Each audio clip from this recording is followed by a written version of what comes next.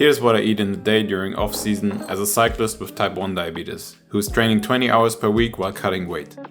My food philosophy: big volume meals for very little calories, fuel around my workouts, never hungry. My morning starts with a big portion of protein pancakes and homemade chocolate spread, which comes out at around 600 calories with 90 grams of carbs and 78 grams of protein. I aim for a daily calorie deficit of 1000 calories, and hitting my protein goal is crucial to preserving muscle mass. I don't inject anything before my first ride of the day, which is to drop off my son at preschool. This ride burns approximately 300 calories. After working for a few hours in the morning, the slow carbs and protein let my blood sugar rise to 15 millimole. This is ideal because it's time for an easy 2-hour indoor session in zone 2 at an average power of 260 watts, which burns around 1900 calories. Since my blood sugar is already elevated, I only need to drink water during the ride.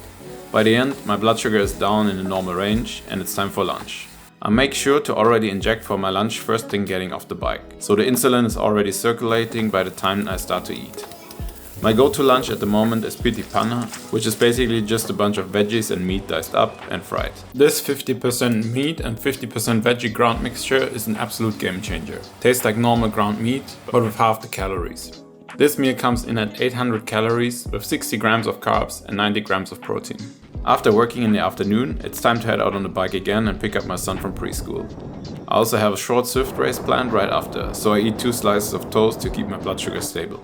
However, my blood sugar spikes a bit during the Swift race due to the harder effort, and prepping dinner takes a bit longer than expected, which results in my blood sugar dropping too much before I can eat.